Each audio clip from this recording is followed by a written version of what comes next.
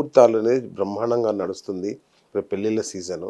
చాలా మందిలో ఈ సందేహాలు అంటే ఇంత మంచి ముహూర్తాలు కలుస్తున్నా, బ్రహ్మాండంగా పెద్ద పెద్ద జ్యోతిష్యులతో పెళ్లి ముహూర్తాలు పెట్టించుకుంటున్నా, ఎందుకు వివాహాలు విఫలమవుతున్నాయి?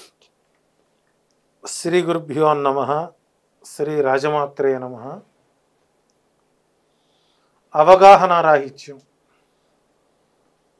అవసరం, ఈ రెండు వివాహ ముహూర్త వ్యవస్థను పూర్తి స్థాయిలో దెబ్బతీసాయి. ఓకే. ఇంకా మీరు విడాకులే చెప్పారు, అదొక రీజన్ అనుకోవచ్చు. వివాహం జరిగి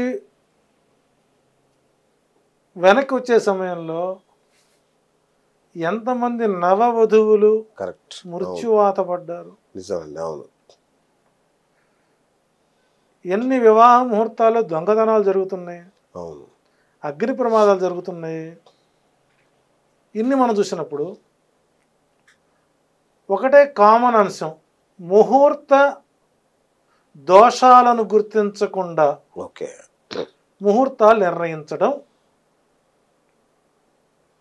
బ్లండర్ మిస్టేక్. ఓకే. అంటే ఇక్కడ లగ్న శుద్ధి లేనటువంటి ముహూర్తాలు ఇబ్బిడిమబ్బిడిగా పంచాంగకర్తలు పంచాంగాల్లో పెట్టడం, ఓకే. ఆత్మశుద్ధి లేని ఆచారమేళ, భాండశుద్ధి లేని పాకమేళ అని విన్నాం. ఇక్కడ లగ్న శుద్ధి అనేది ఉండాలి. ఓకే. ఏ ముహూర్తం పెట్టేవాళ్ళైనా సరే, సోకాల్డ్ పురోహితులు లగ్న పత్రికలో, బాగా వినండి ప్రేక్షకులారా, లగ్న పత్రికలో వివాహ ముహూర్త లగ్న చక్రాన్ని వేస్తున్నారా లేదా అంటే 100% మంది వేయరు. వేరుగా ఆ ముహూర్తం పెట్టేటువంటి పురోహితుడి దగ్గర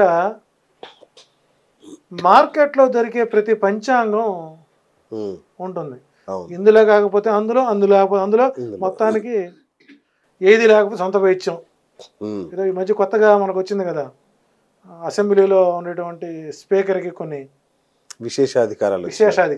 అట్లా పురోహితులు కూడా వారికి విశేషాధికారాలతో కొన్ని ముహూర్తాలు పెడుతున్నారు.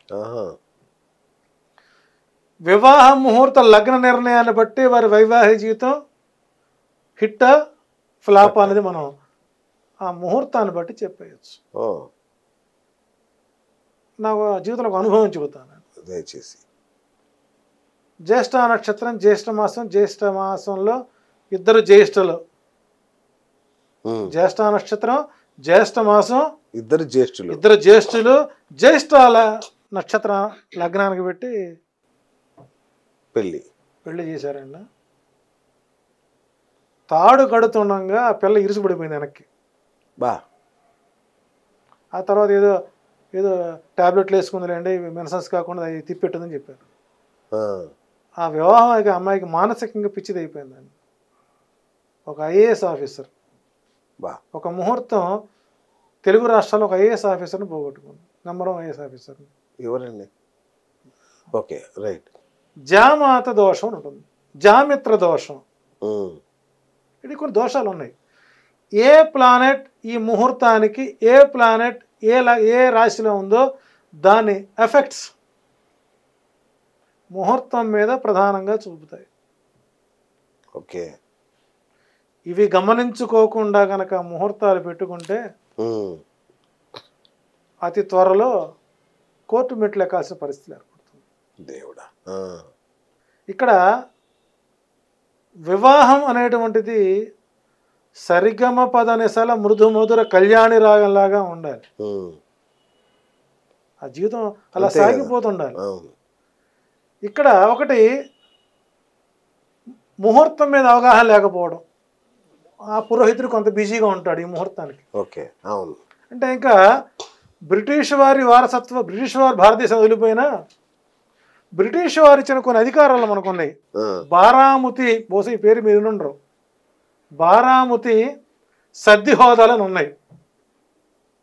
ఇప్పుడు సిద్ధాంత పదం తారామతి భారత్ అని ఒకటి ఉంది. తారామతి అది కాదు, చేతబడి బ్రిటిష్ వారి హయాంలో మన కొప్పర్రు కైఫియత్ ఉండేది. ఆ కైఫియత్తులో ఇప్పుడు ఎలాగైతే మన గత గవర్నమెంట్లో ఆంధ్రప్రదేశ్ గవర్నమెంట్లో వాలంటీర్లు పెట్టారో ఓకే అట్లా బ్రిటిష్ వారి గవర్నమెంట్లో కొంతమంది కైఫియత్తులు ఉండేవాళ్ళు.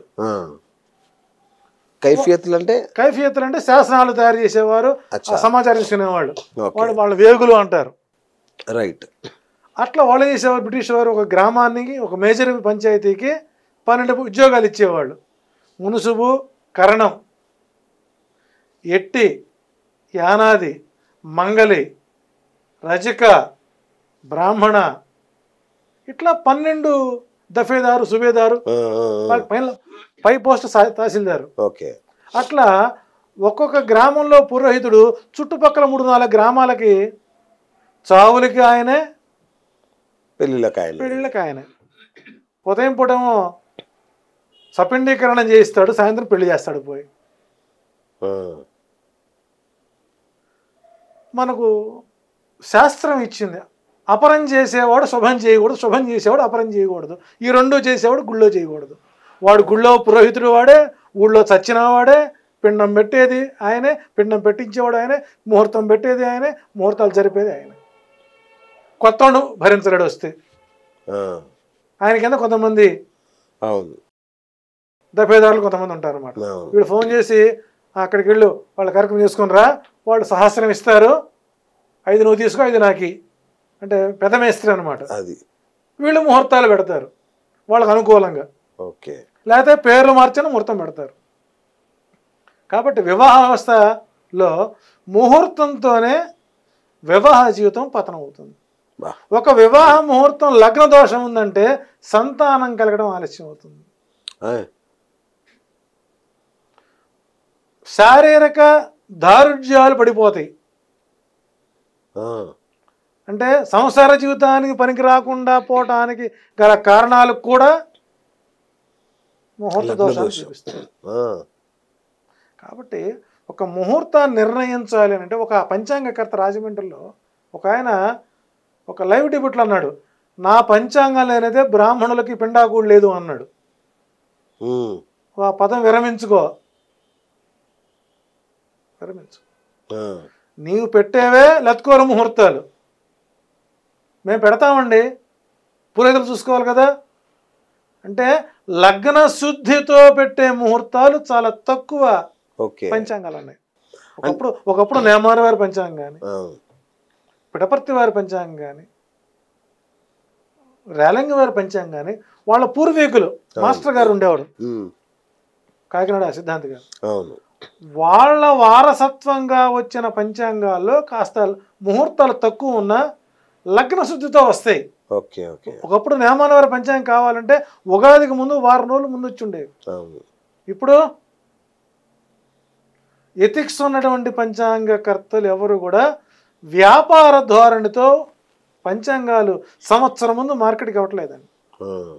వాళ్ళు బ్రాండ్, అది నేమాన్ అంటే ఒక బ్రాండ్, తంగిరాలంటే బ్రాండ్, రేలంగి అంటే బ్రాండ్, బిజుమాళ్ళు అంటే బ్రాండ్. ఇప్పుడు నేను ఒక జ్యోతిష్యుడిని, సార్ మాది రాజమండ్రి అండి, నేను ఒక పబ్లిషర్నండి, మీకు మంచి ఫేమ్ ఉందండి, మీ పేరుతో పంచాంగం వేద్దామండి. వేసాయి ఆడెవడో పంచాంగం అమ్ముతాడు 500 1000 రూపాయలకు రాసుకొచ్చి, నా పేరు వెనక ముందు వారు స్వర్ణాంక కంకణాభరణులు, వాళ్ళకి అది ఉంది వీరికి ఇది ఉందని బాగా ఓదరగొట్టి 10 పేజీలు మా గురించి వేసి అందులో ఈ పంచాంగాన్ని పెట్టి మార్కెట్తో వస్తాం. అటువంటి పంచాంగకర్తలు పుట్టకొక్కుల్లా పుట్టుకొచ్చిన తర్వాత ఆ ముహూర్తాలే మనం వాడటం వల్ల మన జీవితాలు కూడా సంగనాగిపోతున్నాయి అనే విషయాన్ని ప్రేక్షకులు తెలుసుకోలేకపోవడం వాళ్ళ దౌర్భాగ్యం అని చెప్పచ్చు.